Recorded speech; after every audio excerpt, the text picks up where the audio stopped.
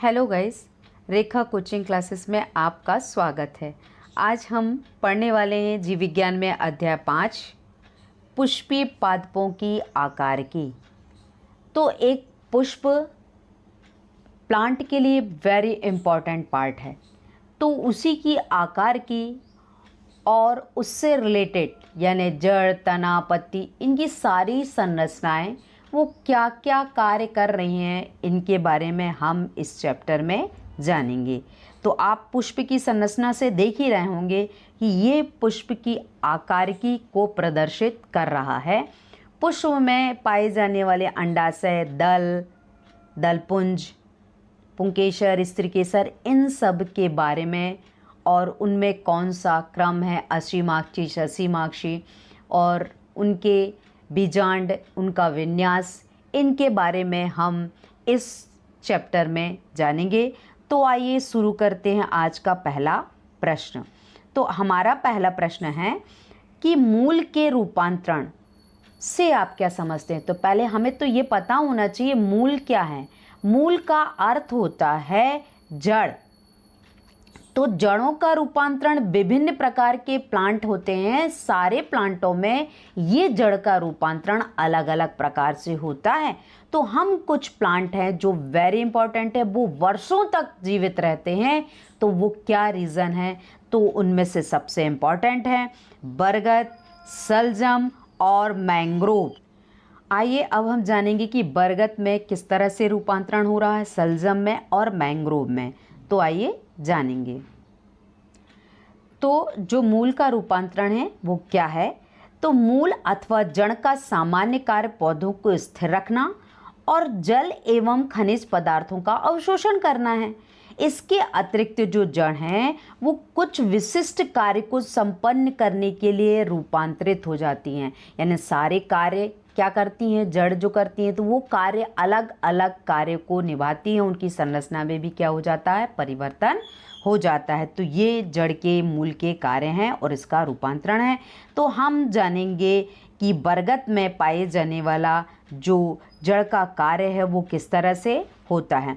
तो बरगद, इसकी शाखाएं से जो जड़ें निकलकर मिट्टी में धंस जाती हैं और इन्हें स्तंभ मूल कहते हैं। यानी याद रखिए, जो बरगद की जड़ होती हैं उसे हम स्तंभ मूल कहते हैं, प्रोप रूट्स कहते हैं।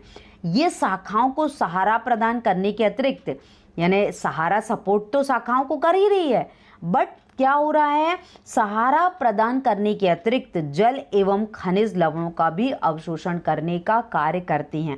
आप चित्र के माध्यम से देख ही रहे होंगे कि बरगद की जो जड़ कितनी थिक, कितनी मोटी और जमीन की गहराई तक दूर दूर तक फैली हुई रहती हैं। इसीलिए ये जल, आसपास के जल, पृथ्वी के नीचे से भी जल को अवशोषित कर लेता है और वर्षों तक जीवित रहता है। तो इसमें स्थायी क्षमता होती है, क्योंकि ये जो जड़ें हैं इसकी मजबूती को दिए हुए हैं, उसकी मजबूती को प्रदान किए हुए हैं। तो इसकी शाखाएं जो हैं वो जड़ें निकलकर जो हैं वो उसे मिट्टी में धंस जाती हैं और इसे क्या कह रहे हैं, हम स्तंभ मूल कह रहे हैं। तो आपको ये याद रखना है, ये शाखाएं उसे सहारा तो प्रदान करती हैं, जल एवं खनिज लवणों का भी अवशोषण करने का कार्य करती हैं। तो ये बरगद की जड़ के बारे में, बरगद में किस तरह से रूपांतरण है, इसके बारे में हमने जाना। अब हम जानेंगे कि सलजम में क्या रूपांतरण है, और सलजम भी जड़ है पर क्या करती है, वो तने का रूप ली कि क्या ली। आप ध्यान से देखिए, सलजम, इसकी मूसला जड़, याद रखिए, इसकी सलजम की जो मूसला जड़, सलजम को टर्निप कहते हैं, इसकी मूसला जड़ भोजन संचय के कारण फूलकर कुंभी रूप ले लेती हैं। आप चित्र से समझ ही रहे होंगे कि देखिए किस तरह से इसने कुंभी शंकु रूप ले लिया है। तो ये इसे ही कुंभी रूप जड़ कहते हैं, नेपिफोरम रूट। तो नेपिफोरम जो रूट है वो क्या होती है, कुंभी रूपी जो जड़ होती है, क्योंकि जिसमें जो खाद्य पदार्थ होता है उसका, वो भोजन का संचय होने से इसका आकार इस तरह से हो जाता है। तो इसकी मूसला जड़ भोजन संचय के कारण क्या हो जाती है, फूलकर कुंभी रूप ले लेती है, इसलिए इस जड़ को कुंभी जड़ भी कहते हैं। अगला आ जाता है कि मैंग्रोव वृक्ष जो होते हैं उनमें किस तरह का रूपांतरण पाया जाता है। मैंग्रोव जो वृक्ष होते हैं उनकी जो जड़ है, हमेशा याद रखिए, वायु के संपर्क में तो रहती है, प्लस वो उसमें पानी में भी डिप रहती हैं। तो ये पौधे जो रहते हैं लवणोद्भिद, यानी जहाँ का जल जो होता है बहुत लवण वाला होता है, और लवणोद्भिद एवं इनकी कुछ जड़ों के अंतिम छोर खूंटी की तरह मिट्टी से बाहर निकल आते हैं। तो आप चित्र में देख ही रहे हैं कि बाहर भी निकले हुए हैं और पानी के अंदर भी हैं। इन पर श्वास रंध्र पाए जाते हैं। ये जड़ें श्वसन में सहायक होती हैं। याद रखिए, इनकी जड़ों में श्वसन रंध्र पाए जाते हैं, यानी ये श्वसन की क्रिया भी करती हैं, इसीलिए इन्हें श्वसन मूल कहते हैं। तो आपसे पूछा जा सकता है कि मैंग्रोव में जो जड़ें होती हैं उनमें कौन से रंध्र पाए जाते हैं। तो याद रखना है आपको कि इनमें श्वसन मूल यानी श्वसन रंध्र पाए जाते हैं। इन श्वसन रंध्रों की सहायता से ये श्वसन की क्रिया करती हैं, इसीलिए इसे श्वसन मूल कहते हैं। तो जैसे राइजोफोरा, इनमें भी राइजोफोरा में भी श्वसन मूल पाई जाती हैं। तो याद रखना, ये मैंग्रोव वृक्ष हैं, ऐसे स्थानों पर पाए जाते हैं जहाँ पर पानी की अधिकता होती है और ये पानी में डिप रहते हैं। तो ये कहलाते हैं मैंग्रोव वृक्ष। ये मैंग्रोव वृक्ष जो है ये लवण जिसमें पाए जाते हैं, जो पानी है जिसमें बहुत अधिक लवण की अधिकता होती है, उन स्थानों पर पाए जाने वाले वृक्ष होते हैं मैंग्रोव वृक्ष। तो हमने जाना कि मैंग्रोव वृक्ष किस तरह से अपनी जड़ों को विस्तारित किए हुए होते हैं। अब हम जानेंगे कि बाह्य लक्षण के आधार पर, यानी जो उनके बाहर के लक्षण हैं, उस आधार पर पौधे के जो भूमिगत हैं वो सदैव मूल नहीं होते। ठीक है, ये पहला क्वेश्चन। दूसरा क्वेश्चन बोलता है फूल एक रूपांतरित प्रारूप है, स्पष्ट कीजिए। तो देखिए, हम जानेंगे कि पौधे के सभी भूमिगत भाग सभी मूल नहीं हैं। तो वो कैसे, देखिए, पहला है पौधे के सभी भूमिगत भाग सदैव मूल नहीं होते। उदाहरण के लिए जैसे आलू हो गया, अरबी हो गया, तो ये क्या है, भूमिगत तना नहीं है, ये रूपांतरण, तने के रूपांतरण है, ये भूमिगत तना है। इन्हें कंद कहते हैं। याद रखिए, ये तना है और ये क्या कह रहे हैं, कंद कह रहे हैं इसको। तथा ये भोजन संचयन का कार्य करते हैं, यानी हम इन्हें सब्जी के रूप में खाते हैं। तो ये भूमिगत क्या है, तना है, पर ये कंद का रूप है। ये क्या करते हैं, भोजन का संचय करने का कार्य करते हैं। ये तना है, इसकी पुष्टि अग्रवत की जा सकती है। इन पर आँख मिलती हैं जो वस्तुतः कक्षस्थ कलिका की सुरक्षा करने का कार्य करती हैं। दूसरा, यदि इसे अंकुरण के लिए रखा जाए तो इस कक्षस्थ कलिका से क्या निकलने लगती हैं, शाखाएं निकलने लगती हैं। और ये जड़ में, इनकी जो जड़ होती हैं इनमें कोई पर्व तथा पर्व संधियाँ नहीं होती हैं। तो आपको याद रखना है, जो कंद होते हैं उनमें पर्व और पर्व संधियाँ नहीं होती हैं। आप चित्र के माध्यम से देख रहे हैं, ये आलू और अरबी है। इस आलू और अरबी का जो है भाग खाया जाता है, इसे हम भोजन के रूप में यूज़ करते हैं क्योंकि ये भोजन का संचय करने का कार्य करती है। अतः ये क्या है, मूल जो तना है, अतः कंद का रूप है जिसका उपयोग हम भोजन के रूप में ग्रहण करने के लिए करते हैं। अब हम जानेंगे कि फूल एक का जो है रूपांतरित प्रारूप है वो किस तरह से। देखिए, फूल एक का रूपांतरित प्रारूप है तो वो किस तरह से कि जो पुष्प में है उसका जो पुष्पासन है वो अत्यंत सघनित अक्षीय तना है। इसमें पर्व संधियाँ अत्यधिक पास पास होती हैं एवं पर्व स्पष्ट नहीं होते हैं। झुमकता जो है, पैसिफ्लोरा जो सबेरोसा जो होता है, में बाह्यदल तथा दल पुष्पासन के समीप लगे होते हैं, लेकिन पुंकेसर व अंडप कुछ ऊपर एक सीध पर अक्ष पर होते हैं। इसे पुमंगधर कहते हैं। तो अब हम जानेंगे कि जो हुरूर में पुष्प दलपुंज व पुमंग के जो मध्य है वो पुमंगधर तथा जायांग के मध्य जायांगधर पर्व स्पष्ट पाए जाते हैं। तो आप इस चित्र से ही देख रहे होंगे कि किस तरह से इसका जो पुष्प का आवरण है वो किस तरह से स्पष्ट दिखाई देता है।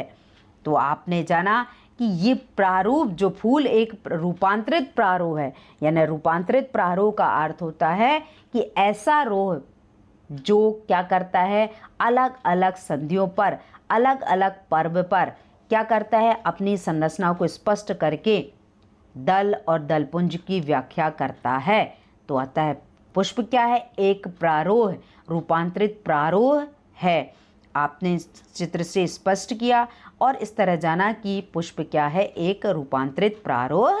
अब हम जानेंगे कि एक पिच्छाकार संयुक्त पत्ती और हस्ताकार संयुक्त पत्ती है, उसमें क्या अंतर होता है। तो जो पिच्छाकार संयुक्त पत्ती होती है, इस पत्ती की आकृति जो होती है पंख सदृश होती है, यानी फेदर लाइक होती है। अभी चित्र के माध्यम से हम देखेंगे। और जो हस्ताकार होती है, इसकी पत्ती की जो आकृति है हथेली के जैसी होती है, हथेली के जैसे प्रतीत होती है। और पिच्छाकार जो संयुक्त पत्ती होती है, उसमें पर्णक रैकिस पर दोनों ओर लगे रहते हैं, और इसमें हस्ताकार में पर्णक पर्णवृंत के छोर पर एक ही बिंदु पर लगे रहते हैं। अब अगला आ जाता है कि तीसरा है कि रैकिस की जो संरचना के आधार पर ये एक पिच की, द्विपिच की और त्रिपिच की या फिर बहुपिच की होते हैं। ये जो रैकिस जो होते हैं दाएं बाएं जो लगे होते हैं पर्णक में, वो उसके आधार पर इन्हें अलग भाग में बांटा है। और जो हस्ताकार संयुक्त पत्ती होती है, उनकी पर्णकों की संख्या के आधार पर एक पर्णी, द्विपर्णी, त्रिपर्णी या चतुष्पर्णी या बहुपर्णी होते हैं ये। तो ये हस्ताकार जो संयुक्त पत्ती है, आइए देखेंगे। तो आप देखिए कि जो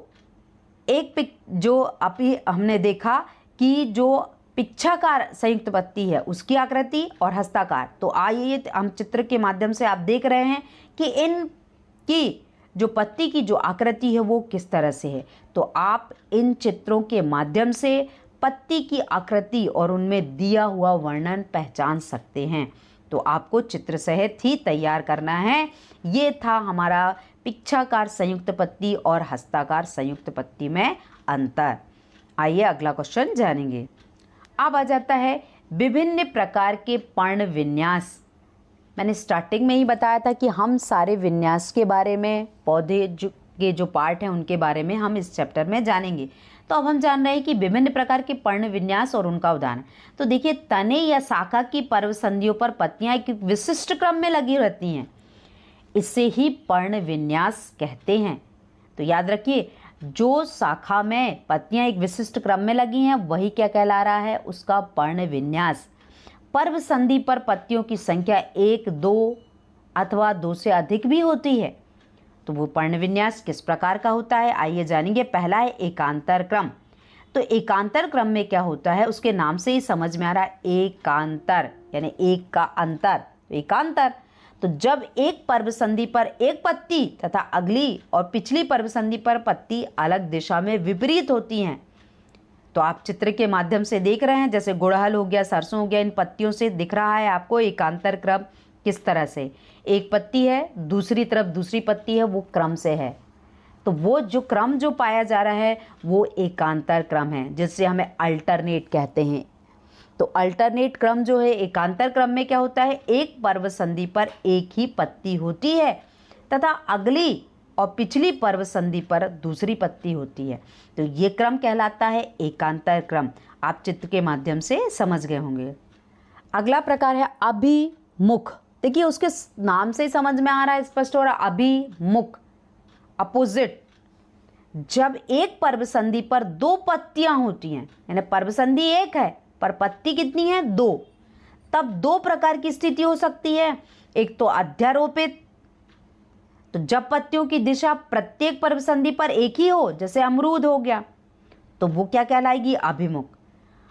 और एक दूसरे पर सपोर्ट में सामने है तो वो अध्यारोपित कहलाएगी। ऐसे ही दूसरा होता है क्रॉसित, मतलब अपोजिट में, जब 2 पत्तियां की दिशा प्रत्येक पर्व संधि पर पिछली तथा अगली पर्व संधि की अपेक्षा समकोण पर होती है, जैसे औक, तो ये क्या कहलाता है, क्रॉसित कहलाता है। आप चित्र के माध्यम से देख ही रहे हैं कि अभिमुख में किस तरह से दिखाई दे रही हैं। और उसी के सामने है अध्यारोपित जो है चक्रित। इस तरह इन चित्रों से स्पष्ट हो रहा है कि ये पर्ण विन्यास अभिमुख और अध्यारोपित का है। इस तरह हमने जाना कि अध्यारोपित और क्रॉसित जो है वो पर्ण विन्यास क्या है। अब आ जाता है तीसरा, चक्रिक। चक्रिक में क्या होता है, जब एक ही पर्व संधियों पर अधिक पत्तियां हों, यानी एक ही उसमें प्लांट में जो पत्तियां होती हैं एक ही पर्व संधि पर बहुत सारी पत्तियां लगी हों, तो वो कहलाता है चक्रिक पर्ण विन्यास। जैसे कनेर में क्या होता है, एक ही चक्र में बहुत सारी जो उसकी पर्व संधि है उस पर बहुत सारी पत्तियां लगी हुई होती हैं। अब हम जानेंगे निम्न परिभाषाओं को। एक तो पुष्पदल विन्यास की परिभाषा, बीजांड विन्यास की परिभाषा और त्रिज्या सममिति की परिभाषा। तो हम जानेंगे पुष्पदल विन्यास की परिभाषा। तो पुष्पदल विन्यास क्या कहलाता है कि कलिका अवस्था में बाह्य दलों या दलों की परस्पर सापेक्ष व्यवस्था को पुष्पदल विन्यास कहते हैं। देखिए समझना आप, पुष्प यानी जो पुष्प, दल यानी उसके आसपास पंखुड़ी जो व्यवस्थित हैं वो दल, उसका विन्यास यानी जो सेपल और पेटल है उनकी जो व्यवस्था है वही क्या कहलाता है, पुष्प दल विन्यास। तो कलिका अवस्था में बाह्य दलों या दलों की परस्पर सापेक्ष व्यवस्था को क्या कह रहे हैं, पुष्प दल विन्यास। यह कोरस्पर्शी, व्यावर्तित, कोरछादी और वैकल्जरी प्रकार का होता है। तो आपको ये याद रखना है, ये पुष्प दल विन्यास भिन्न भिन्न प्रकार के हैं। तो आप चित्र से समझ ही गए हो कि सारे विन्यास, सारे पुष्पों में अलग अलग प्रकार का विन्यास पाया जाता है और ये पुष्प दल विन्यास कहलाता है। आइए अब हम जानेंगे बीजांड विन्यास क्या है। देखिए बीजांड यानी बीज के व्यवस्थित होने की क्रिया बीज विन्यास या बीजांड विन्यास कहलाती है। तो एक पुष्प के अंदर बीजांड के व्यवस्थित क्रम, देखिए हम जानेंगे अंडाशय में जरायु मतलब अंडाशय में प्लेसेंटा पर बीजांडों की व्यवस्था को ही बीज विन्यास या बीजांड विन्यास कहते हैं। बीजांड विन्यास या बीजांड न्यास सीमांत स्तंभीय, भित्तीय, मुक्त स्तंभीय, आधार लग्न और धरातली प्रकार का होता है। तो आपको ये याद रखना है, इतने प्रकार का बीजांड विन्यास पाया जाता है। आप चित्र से उसकी व्यवस्था को देख ही रहे होंगे कि एक पुष्प के अंदर बीज जो है किस व्यवस्थित क्रम में है वही उसका बीजांड विन्यास कहलाता है, उसकी व्यवस्था है। अब हम जानेंगे त्रिज्या सममिति क्या है। तो जब पुष्प को किसी भी मध्य लंब अक्ष से काटने पर, यानी पुष्प को हम दो भागों में काट दें और वो समान रूप से प्राप्त हो, तो वही उसकी त्रिज्या सममिति कहलाता है। तो जब पुष्प को किसी भी मध्य लंब अक्ष से काटने पर दो सम अर्ध भाग में यह विभक्त किया जा सक रहा है तो वो क्या कहलाती है, उसकी त्रिज्या सममिति कहलाता है।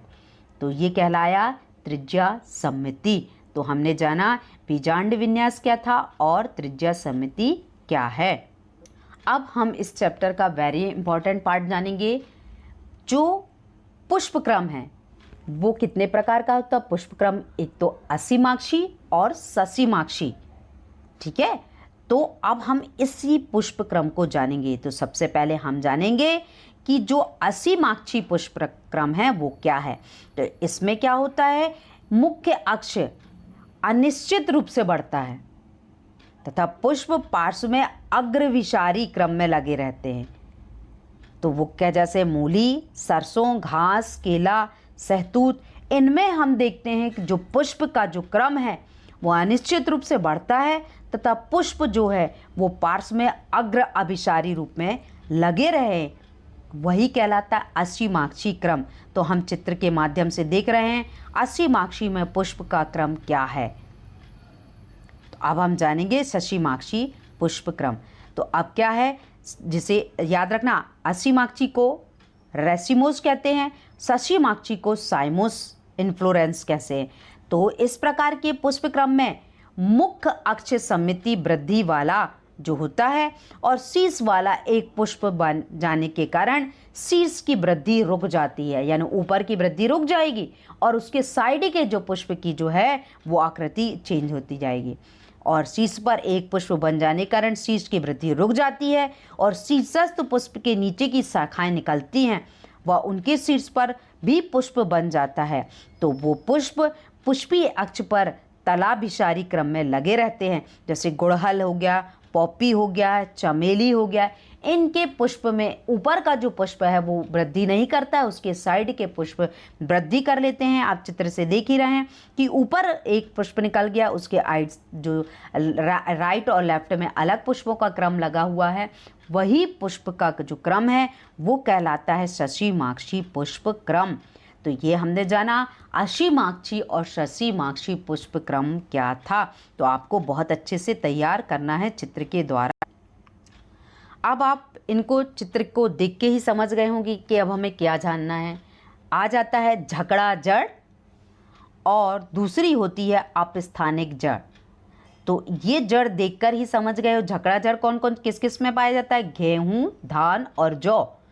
तो गेहूं, धान और जौ में पाई जाने वाली जड़ जो होती है वो कौन सी जड़ होती है, झकड़ा जड़। झकड़ा का मतलब होता है बहुत ज़्यादा घनी होना, ठीक है, तो ये कहलाती है झकड़ा जड़। और दूसरी जड़ जो होती है जैसे बरगद, राइजोफोरा, इनमें श्वसन मूल पाई जाती है, अजूबा, इनमें जो जड़ जो पाई जा रही है वो जड़ जो कहलाती है वो कहलाती है अपस्थानिक जड़। तो हम जानेंगे इन दोनों जड़ों के बारे में। देखिए झकड़ा जड़ क्या है। एक बीजपत्री पौधों में मूसला जड़, याद रखना इसे मूसला जड़ भी कहते हैं। मूसला जड़ अल्पजीवी होती है। अल्पजीवी का मतलब है कुछ समय तक ही जीवित रहना। इसके स्थान पर तने के आधार से अनेक समान मोटाई की जड़ें निकलती हैं, ठीक है, उन्हें ही झकड़ा जड़ कहते हैं। वो झकड़ा लड़ाई करने वाला नहीं, झगड़ा याद रखना, झकड़ा अर्थात ये जड़ें जो होती हैं बहुत ही ज़्यादा सघन होकर अपनी व्यवस्था को बताती हैं, तो वो कहलाती हैं झकड़ा जड़। अब आ जाता है अपस्थानिक जड़। अपस्थानिक जड़ का अर्थ होता है मूलांकुर को छोड़कर पौधे के अन्य भागों से निकलने वाली जड़ों को अपस्थानिक जड़ कहते हैं।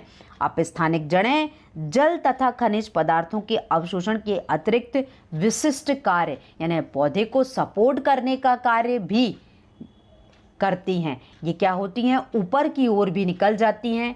ये श्वसन मूल कहलाती हैं, श्वसन करने का, प्लांट को श्वसन करने का, यानी जो जड़ें हैं श्वसन मूल होती हैं। जैसे हमने बरगद में देखा, जो जड़ें हैं वो अलग रूप से कार्य कर रही हैं, तो उन्हें खनिज, लवण और जल तो देने का प्रदान करने का कार्य करती हैं, पर अलग कार्य भी करती हैं। ये कहलाती हैं अपस्थानिक जड़ें। तो हमने जाना झकड़ा जड़ और अपस्थानिक जड़ हैं वो क्या कार्य कर रही हैं।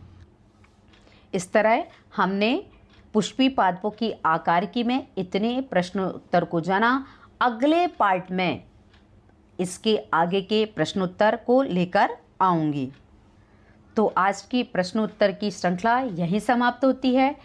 आज के वीडियो को देखने के लिए thank you for watching my videos. Please like and subscribe. अच्छे वीडियोस पाने के लिए और अच्छी स्टडी के लिए आप इसको शेयर करें, जिससे सारे बच्चे बहुत ही अच्छी चीज़ों को चित्र के साथ जान सकें। तो मिलते हैं अगले वीडियो में।